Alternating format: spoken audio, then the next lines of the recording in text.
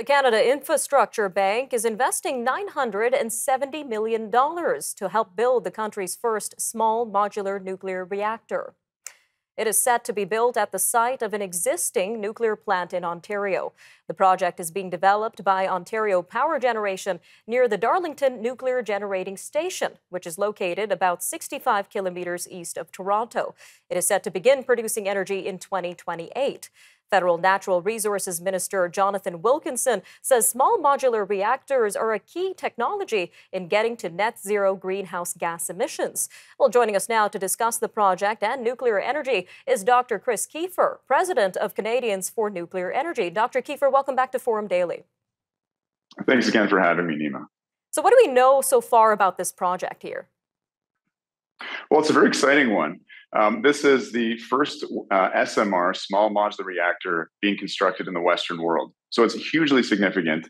It's getting the attention of our allies all over the world, who, particularly in Europe, are eager to get off of Russian energy to secure energy independence. And that's really what nuclear offers, particularly for small countries and countries that don't yet have a nuclear program. A small reactor is a good place to start.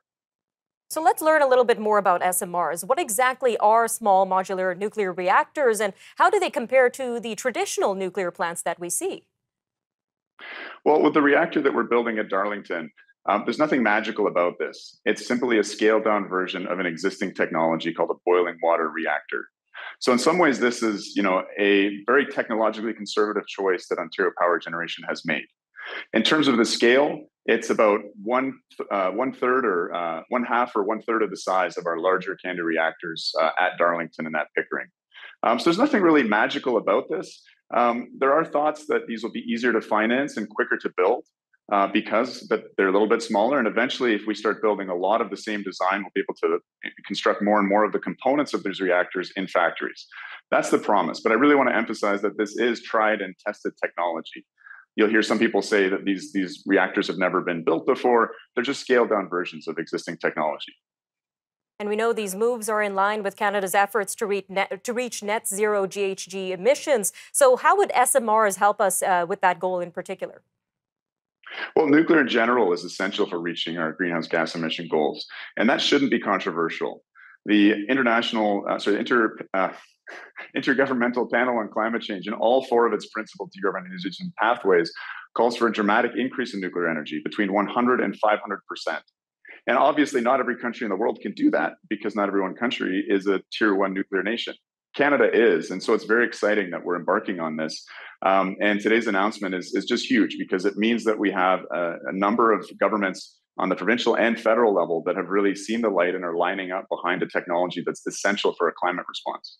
All right, Dr. Keefer, about 2 minutes left here, but I want to switch gears to address climate concerns around nuclear waste. Now, in a previous interview, you argued that nuclear waste can be relatively safe if handled properly. So can you give us a quick recap of that?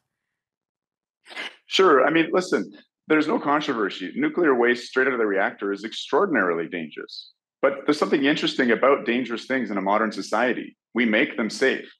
Think about flying in an airplane. You're at 30,000 feet, traveling 900 kilometers an hour, nowhere nearby to land, right? Over the Atlantic Ocean. Imagine that.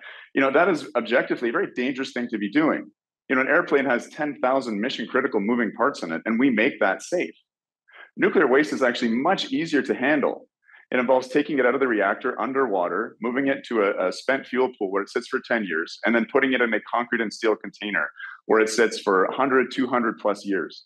And the testament to how safe that is that there has not been a single documented death attributable to storing spent civilian nuclear waste. So this is an area that is hugely misunderstood, where there's a large misperception. And that's why I'm such an eager communicator to talk on this topic. And something interesting that I've learned recently is that nuclear waste can also be recycled for more energy. So can you tell us a little bit more about that and whether that's a realistic method for Canada to consider? Quick 45 seconds left here, sir. Sure, absolutely. So there are what's called fast reactors. There's actually reactors in operation around the world that already do this. We haven't felt the need to jump on it because there just isn't that much nuclear waste in the world right now. All the nuclear waste that we've produced here in Canada would fit in one hockey rink stacked one telephone pole high. But yes, it is very exciting. There is reactor technology. We only use about 10% of the energy in our uranium fuel. So 90% of that is sitting there in what we call waste and what many people like me call spent nuclear fuel. So there's lots of exciting opportunities here. All right, always an informative conversation. Dr. Keefer, thank you again for your time today. You're welcome, Nima. Stay with us. Forum Daily will be right back. And when we return, we're going to take a look at the worsening security and humanitarian crisis in Haiti. This comes after the UN Security Council demands an immediate end to violence in the country.